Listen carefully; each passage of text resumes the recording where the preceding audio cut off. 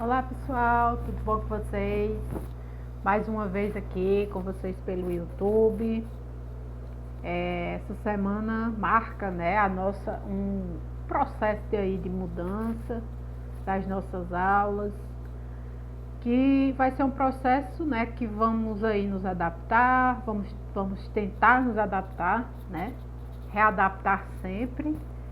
Enfim, basicamente, né, para explicar de uma forma bem básica, nós professores, não só eu, mas nós professores estamos, além de estarmos sendo cobrados enfim, pagarmos as nossas horas aulas completas, né?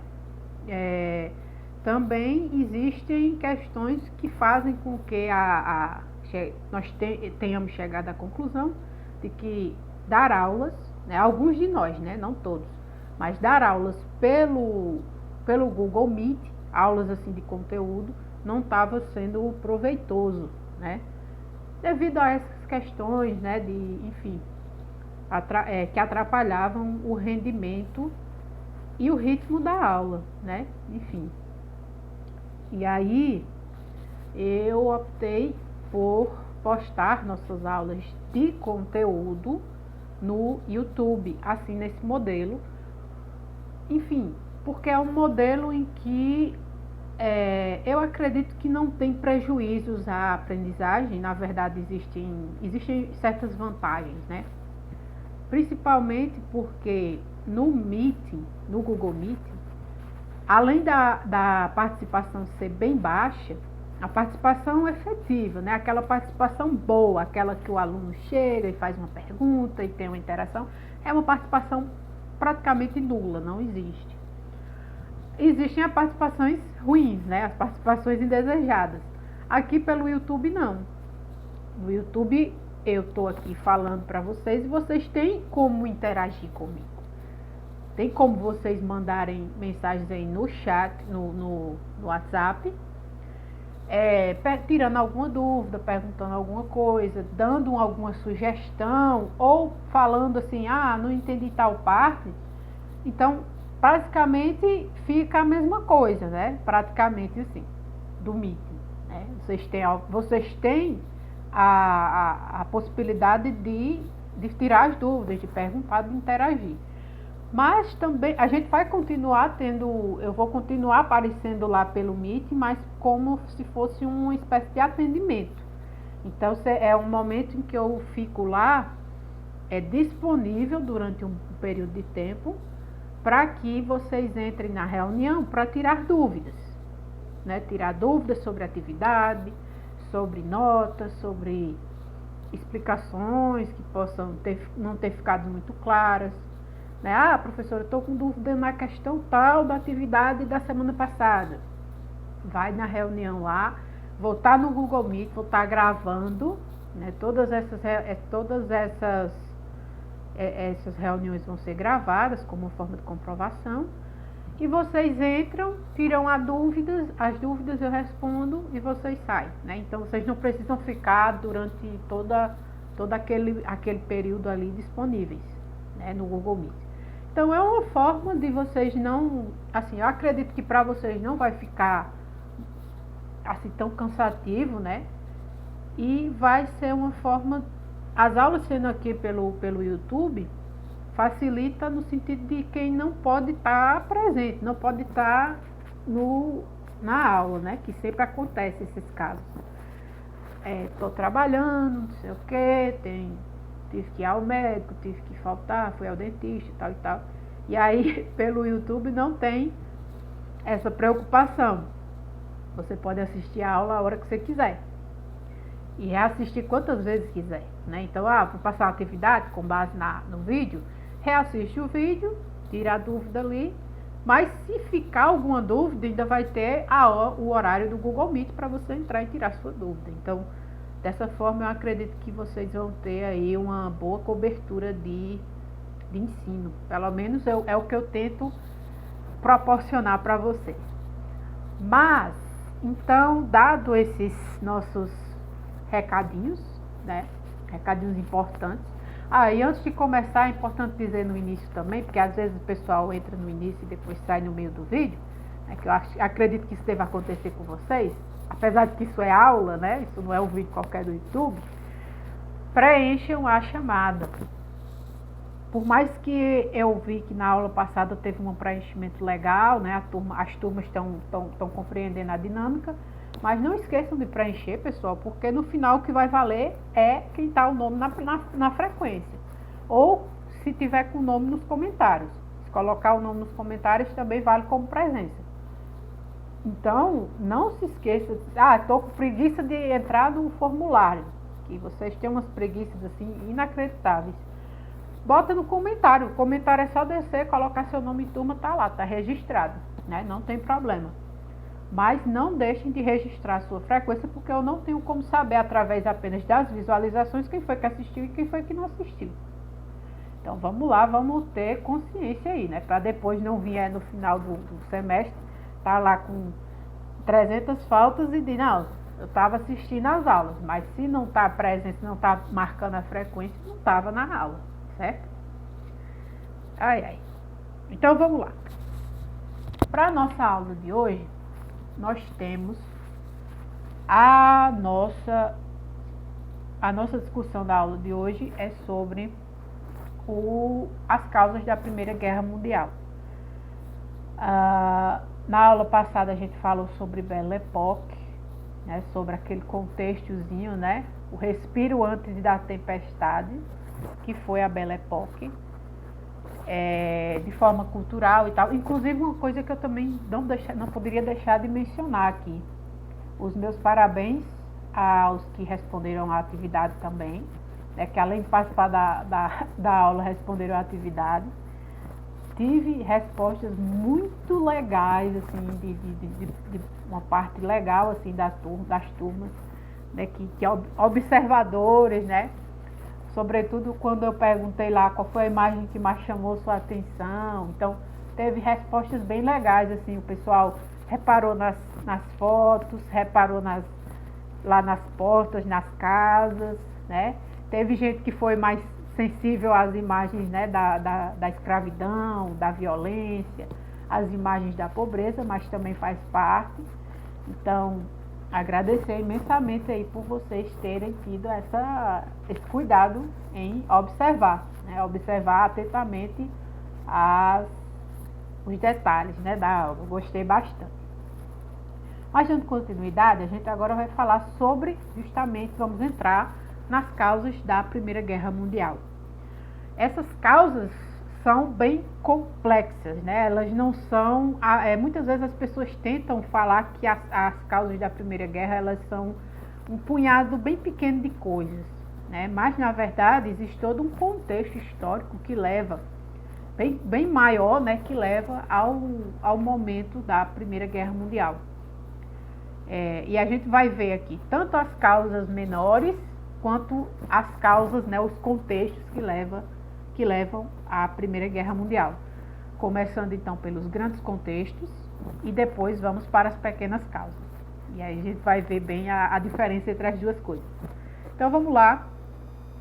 Como um primeiro contexto fundamental, um grande contexto histórico que leva à Primeira Guerra Mundial, nós temos a Revolução Industrial, né? Sim, a Revolução Industrial é uma das causas da Primeira Guerra Mundial. Sem ela, a Primeira Guerra Mundial não existiria, pelo menos não existiria como foi, de forma alguma.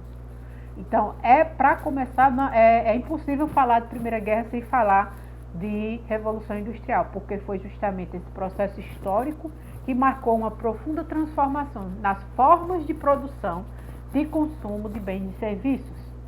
Então, a Europa, ela deixa de fato de ser majoritariamente, profundamente rural e passa a ser extremamente urbanizada, né, e extremamente ligada ao mundo do consumo, né, da produção e do consumo de bens e serviços.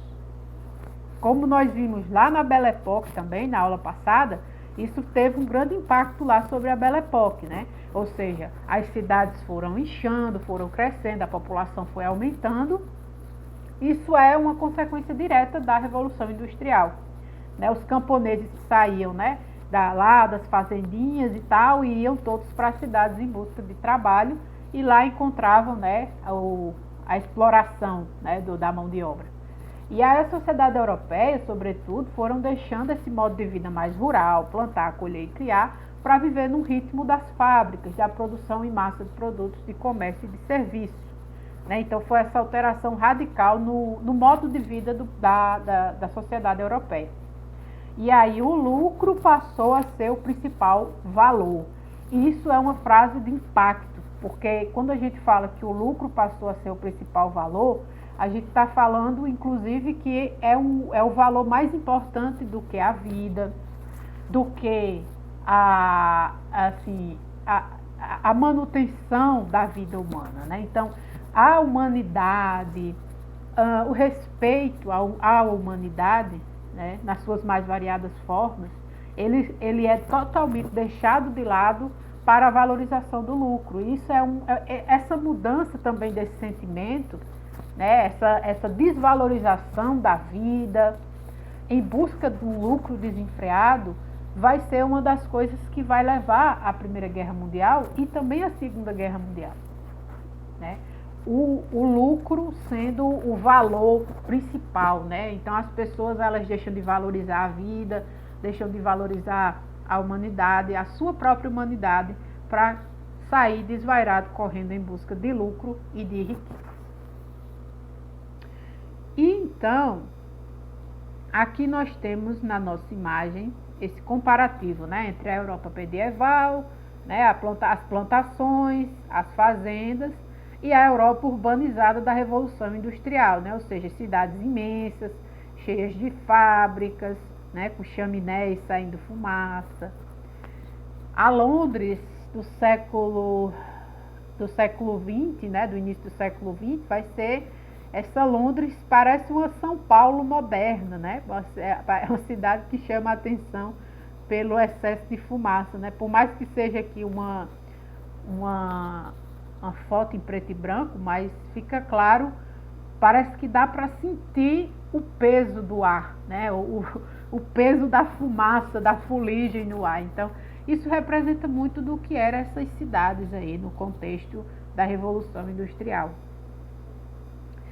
Então, nós temos, por que é tão importante estudar esse processo por que a Revolução Industrial impactou, então, a história do século XX? Porque, em primeiro lugar, né, o primeiro conjunto de questões é porque ela deu origem ao neocolonialismo, à expansão da Europa para a África e para a Ásia. Esse processo de expansão, que nós vamos estudar melhor, ver mais caracterizadamente a seguir, ele vai levar às disputas das potências industriais europeias por novos territórios para a formação de mercado consumidor e matéria-prima. Né? Então, isso já leva a criação desse ambiente de disputas, né? Esse ambiente de tensões entre as grandes potências europeias. Em segundo momento, leva, então, a tensão militar e política entre os países, que leva tanto à Primeira quanto à Segunda Guerra Mundial. E, em terceiro, leva às desigualdades sociais entre burgueses, os donos das fábricas, e os operários ou trabalhadores. E, por sinal, ao surgimento de movimentos sociais que questionam, então, essas desigualdades. Então, esses três fatores vão contribuir para todos os grandes eventos da história da primeira metade do século XX, né, que são eles a Primeira e a Segunda Guerra Mundial e a Revolução Russa e o surgimento da União Soviética, né, ou seja, a ascensão do socialismo e do comunismo na história. Então vejam como um único processo da Revolução Industrial explica praticamente grande parte da história do século XX.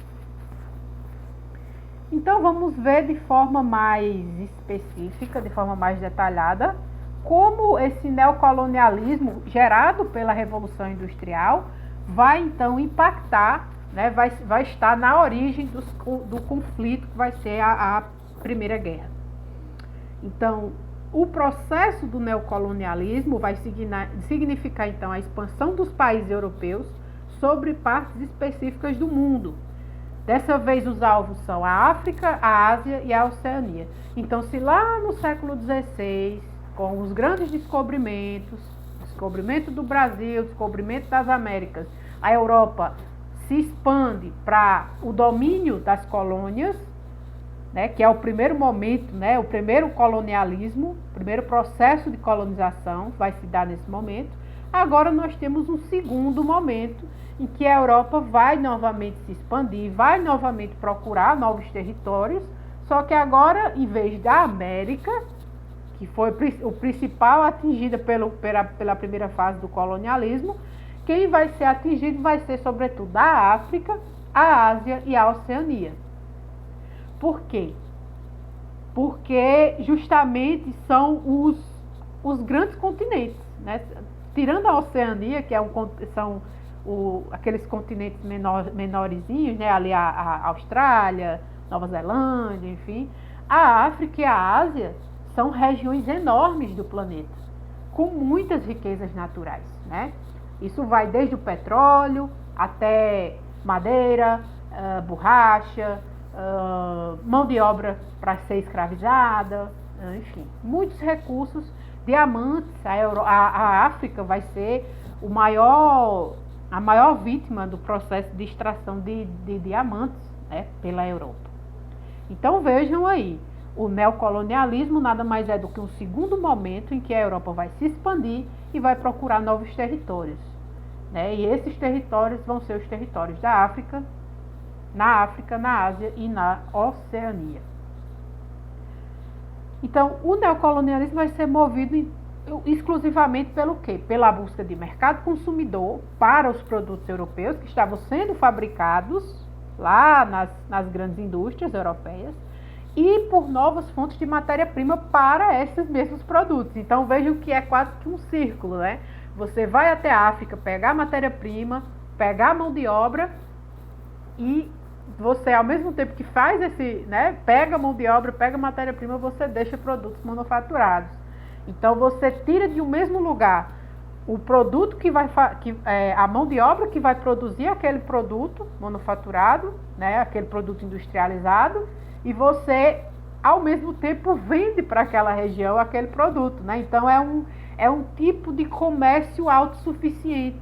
Ao mesmo tempo que você tira dali a base da matéria-prima, você também vai ter ali o mercado consumidor. Então, realmente, a partir disso, a Europa vai surfar, literalmente, não literalmente, vai surfar em rios de dinheiro, né? É um dos momentos que, mais ainda do que o momento lá do século XVI, a Europa vai, literalmente nesse sentido, se tornar a região mais rica do mundo. A Inglaterra vai ser a maior potência, né, do globo, né? Vai ser o país mais rico, mais importante, né? A França depois, enfim, o Reino Unido, a França, a Alemanha depois vão ser bastante beneficiados por esse processo do neocolonialismo, né? Enquanto isso, os africanos, os asiáticos, né, vão sofrer as consequências desse processo. A pobreza que se vê até hoje, sobretudo na África, ela é muito resultado desse processo, né, de exploração continuada durante todo o século XIX e século XX das colônias na África. E então foi também esse processo de dominação cultural, né? Então, além de dominar, de tirar os recursos, né, de explorar a mão de obra dos nativos da região, a Europa vai produzir um processo de dominação cultural, ou seja, a Europa vai passar a impor a sua cultura aos povos dominados na África e na Ásia. Então, existia inclusive na Europa um pensamento de que os europeus estavam fazendo um favor, né? Então, ir até essas regiões, fazer esse processo de colonização era também quase que um presente que os europeus colocavam, como se fosse um presente que eles estavam dando a essas populações. Eles estavam trazendo a civilização, né? Porque no pensamento dos europeus, eles eram o ápice da civilização. Então, Por isso que a gente chama que era uma dominação cultural. Então, se reprimia a cultura local e se substituía pela cultura do colonizador, ou seja, o cristianismo, né, sobretudo, os costumes, a forma de se vestir, tudo isso foi sendo imposto, foi sendo, enfim, foi sendo levado a um processo, né, em que os nativos, as pessoas daquelas regiões, passaram a ter que adotar a cultura europeia. Mas havia um problema, a alta concorrência entre as potências europeias, ou seja, por mais que a África e a Ásia sejam esses enormes continentes, essas enormes regiões, não é pequena, a África é enorme, a Ásia nem se fala, existia ainda a concorrência, né? Então eram muitas potências europeias, cada uma maior do que a outra, lutando para ter o domínio exclusivo de determinadas regiões na África e na Ásia. Então, isso levou a um processo de tensão e insatisfação para algumas delas, e a gente vai entender melhor à frente. A principal que vai se sentir afetada e muito ofendida por isso vai ser a Alemanha, que vai ser justamente uma das principais protagonistas da Primeira e da Segunda Guerra Mundial. Por que a Alemanha se vê de fora? Então, se vê, enfim, prejudicada no processo do neocolonialismo. Porque enquanto as outras grandes potências como França e Reino Unido eram países formados, estabelecidos já no século XX, a Alemanha, né, já desde muito tempo, inclusive, né, esses países já existiam desde muito tempo. A Alemanha só conseguiu se formar enquanto Alemanha, né, a criação do país, no finalzinho do século XIX. Né? E aqui você tem até uma charge do chanceler, né, justamente o chanceler que conseguiu esse processo de unificação, né, o Otto von Bismarck, costurando, né, digamos assim, a Alemanha. Né? Então aqui você tem a Prússia, Frankfurt, Dresden, Hanover, a Saxônia. Então tudo isso eram espécies de principados, né? E o Bismarck é quem faz essa costura, é quem unifica as regiões e forma a Alemanha, o país Alemanha como o conhecemos hoje. E isso faz com que a Alemanha fique no final da fila do colonialismo, do neocolonialismo.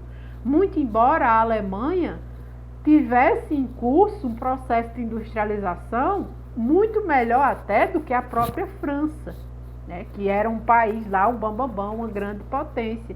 Então, a Alemanha, ela estava se industrializando muito mais rápido, mas ao mesmo tempo ela não tinha capital político, ela não tinha força política, né, era um país jovem, para se impor perante as grandes potências como a França e o Reino Unido. Né? Então, ela tinha essa necessidade de mercados consumidores, ela tinha essa necessidade, inclusive, de mão de obra e de matéria-prima, mas ela não tinha a força política para se impor. Isso levou a uma grande decepção na Alemanha e é um dos sentimentos que vai levar justamente à Primeira Guerra Mundial. Aqui nós temos outra charge que mostra inclusive isso, né? As potências aqui, né? Japão, França, acho que aqui a Rússia, a Alemanha e a Inglaterra querendo dividir a torta chinesa, né? E o chinês aqui desesperado. Então a Alemanha, ela entra nesse processo, né? Ela vai tentar com tudo, mas vai ser muito difícil porque diante dela tem simplesmente a Inglaterra, né? A Grã-Bretanha, a França, enfim, essas grandiosas nações totalmente aí preparadas e com experiência de dominação do neocolonialismo. E outra charge para demonstrar o problema da Alemanha com isso é essa charge aqui que mostra o chanceler Otto von Bismarck. Na legenda vai dizer: After dinner, speak. Gentlemen, there is really no more turkey. Né? Então, o Otto von Bismarck, que é representado aqui na charge, ele vai chegar atrasado no jantar e vai perguntar: então, não tem mais peru, não tem mais, né, enfim, não tem mais comida? E aí isso é uma metáfora para a situação da Alemanha. Quando a Alemanha entra na arena do neocolonialismo, quando ela finalmente se forma e se estabelece como país e entra nessa arena para disputar as regiões, já não tem praticamente nada, né? Então ela vai entrar em desvantagem com relação às outras potências. E aí vem a corrida armamentista, né? Então, já percebendo todo esse processo de tensões políticas, né, dentro da Europa, esses países vão passar a se armar, né, a procurar investir em armamento, né? Isso vale desde da compra, né, a produção em massa, né, de armas e de munições, mas também o investimento em novas tecnologias militares. Aí vem, inclusive, né, o papel dos engenheiros militares, que vão construir armas que vão determinar muito as vitórias na Primeira Guerra Mundial, como, por exemplo, a metralhadora, né, a metralhadora alemã, que vai ser primeiramente posta em prática pelos alemães, que vai trucidar a cavalaria dos franceses. Então, é nesse processo que os países eles vão passar a tentar o máximo possível ir com as suas melhores armas e as suas melhores forças para uma possível guerra. Mas aqui ainda não se fala da guerra, né? Ainda existe essa paz armada, né? Então, não se fala nos bastidores já se sabe que uma guerra está próxima. A Europa já vive esse clima de guerra, mas a guerra ainda vai demorar um pouquinho para, de fato, se iniciar. E o que vai dar o pontapé inicial, digamos assim, para as articulações da guerra, são duas questões importantes, né, dentro da história.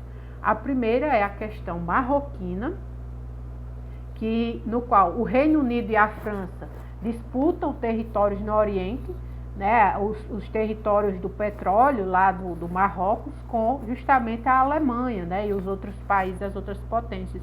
Então, basicamente, o Reino Unido e a França eles fazem um acordo para que apenas eles explorem aquela região da bacia do petróleo do Marrocos, né? Algo bem assim que ao longo da história foi uma região muito disputada justamente por isso. E a outra questão que vai ser colocada vai ser a questão dos Balcãs, né, no qual a Alemanha desestabiliza politicamente a região dos Balcãs, com o objetivo de construir sobre ela uma longa linha de trem que ligasse Berlim, a capital da Alemanha, a Bagdá, ganhando assim acesso às fontes de petróleo desse lugar. Então, a Alemanha quer a todo custo adentrar na região petrolífera do Marrocos, né? E aí ela vai comprar briga com a Alemanha, vai comprar briga com a França, mas também vai comprar briga com a região lá dos Balcãs, né? Vai entrar nas questões internas da região dos Balcãs. E a gente vai entender melhor isso mais à frente. Então, essas situações levam a acirramento ainda maior do clima de guerra iminente em toda a Europa, e os países aumentam o processo de compra, né, e de fabricação de armas. Aqui nós temos uma charge que representa bem a l'entente cordiale, né, ou seja, o acordo entre a Inglaterra e a França para a exploração da região do Marrocos. Então aqui você tem a Inglaterra, né, como uma espécie de aranha, né, gigante, aqui como uma aranha gigantesca, né, e a França aqui junto com ela, ela dominando a região, né, com a sua grandiosa teia. Então, basicamente do Egito a Malta, Gibraltar, Turquia e a região de Calas, né, vai ser dominada pela Inglaterra. E aqui a águia alemã, né, a águia do Império Alemão, só de olho, né, observando aí, esperando a oportunidade de atacar essa feroz aranha, né, e destruir esse monopólio sobre a região. A questão da rodovia, né, para explicar brevemente para vocês, se daria dessa forma. Então aqui nós temos a Alemanha e aqui Berlim, né? Então a rodovia ela passaria por toda a região, né, da Tchecoslováquia, Hungria, Romênia, Sérvia, Bulgária, entraria pela região da Constantinopla, entraria para o Império Turco-Otomano e chegaria à região de Bagdá, né, a região petrolífera. Então vejam como era uma rodovia bem extensa, né, era uma ferrovia, na verdade, bem extensa, que tinha esse objetivo de criar um link direto com a região do petróleo. E para isso, para a construção, ela precisou desestabilizar justamente essa região aqui dos Balcãs, que compreendia a Áustria, a Tchecoslováquia, a Hungria, a Romênia, mas sobretudo a Sérvia. Então a questão da Sérvia e da Áustria vai ser uma das questões que vai sobretudo vai ser fundamental para a explosão da Primeira Guerra Mundial. E então nós temos a definição, né, dos combatentes, né, com a proximidade, né, inevitável da guerra, vão ser feitas alianças, né, entre determinados grupos de países, né, o que significa o seguinte, que se eu for atacado, você vem me defender, né? Então é isso, esse é o princípio básico por trás dessas alianças. Então, as alianças são feitas entre vai surgir então a Tríplice Aliança, que compreende o Império Alemão, o Império Austro-Húngaro e o Reino da Itália, né? Essa galera aqui de cima, e a Tríplice Entente, que representa a Grã-Bretanha, a França e o Império Russo. E captem bem, lembrem bem do Império Russo nessa história, né? Então, se qualquer um dos membros dessas alianças for atacado, né, ou outros membros menos importantes dentro da aliança forem atacados, cria-se um efeito em cadeia, um efeito dominó em que todos os outros têm que entrar no conflito. Isso foi feito não por meio de boca a boca, isso foi feito através de acordos diplomáticos. Então, quando, né, em Sarajevo, né, a capital do Império, justamente do Império, a capital da Sérvia, a capital do Império Austro-Húngaro, o príncipe Francisco Ferdinando da Sérvia foi morto, né, foi vítima de um ataque terrorista de um sérvio, né, de uma cúpula terrorista sérvia. Tem-se início, ativado esse gatilho da diplomacia, né? Então, imediatamente após a morte do arquiduque, a Sérvia, né, o Império Austro-Húngaro vai cobrar que os sérvios entreguem, né, os planos desses terroristas, que eles entreguem os terroristas que cometeram enfim, eles culpabilizam a Sérvia pelo ataque, né, ao Francisco Ferdinando, por mais que não tenha sido um ataque da própria Sérvia, mas um ataque de um grupo terrorista sérvio. E aí tem-se início todo um problema em que a Alemanha vai entrar em favor do Império Austro-Húngaro e a Inglaterra, e a Rússia entra em favor da Sérvia na questão, né? E aí, então, a França entra em acordo com a Rússia e a Inglaterra, e assim por diante, nesse efeito dominó, esse efeito cascata, todos os países, acho que menos de um mês e meio por aí, em poucos meses, todos os países já têm declarado guerra uns aos outros. E então tem início um dos maiores conflitos da história, né? Então é uma questão local, o assassinato do arquiduque, a questão balcânica, a questão do Marrocos são questões regionais, mas que dentro do grande contexto, né, das tensões neocoloniais, da disputa da Alemanha com as outras potências, vão ser usadas, né, e vão servir como catalisadores, como como situações ali extremas que levam ao conflito da Primeira Guerra Mundial, né, que se inicia então em 1914 e só vai se concluir em 1918. Mas esses poucos anos, né, esses anos de guerra, eles vão ser muito fundamentais para a história do século XX. Por mais que pareça pouco tempo, né, de 1914 a 18, foi um período de muitos acontecimentos, de muitas mudanças para a Europa. Mudanças tecnológicas, culturais, mudanças no pensamento, né, e uma série de feridas que não cicatrizaram e que voltaram a sangrar, né, nos idos de 1939, né, com o início da Segunda Guerra Mundial.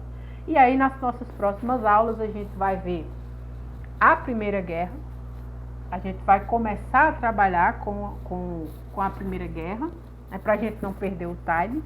Depois a gente volta um pouquinho no tempo, né, porque durante a Primeira Guerra vai acontecer o processo da Revolução Russa, e depois a gente volta e retorna para as consequências da Primeira Guerra e para o processo da Segunda Guerra Mundial.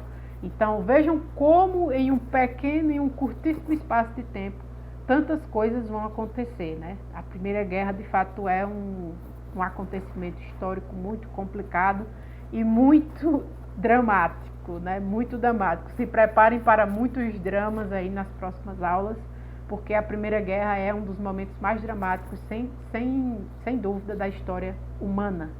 Existe muita dor, existe muito sofrimento e existe muitos traumas ligados à Primeira Guerra Mundial.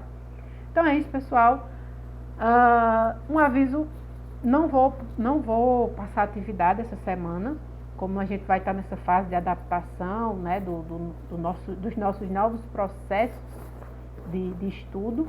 Eu não vou passar atividade, vou acumular então o assunto com o assunto da próxima aula, e aí quando for na outra semana, né, então vai ser o assunto dessa aula com o assunto da aula da semana que vem, aí eu produzo uma atividade no Google Formulários e repasso para vocês. Aí vocês vão poder pegar as duas aulas, reassistirem e responderem a atividade, né? Mas essa semana em si não vai ter atividade pelo Google Formulário, ok? Então é isso. Espero poder contar aí com a paciência de vocês, com a boa vontade sempre, para que a gente consiga ter um processo de estudo mais efetivo nas próximas semanas, né, a começar dessa, e que seja da melhor forma, tanto para mim quanto para vocês. É isso, e fiquem todos bem, até a próxima semana, um beijo e tchau!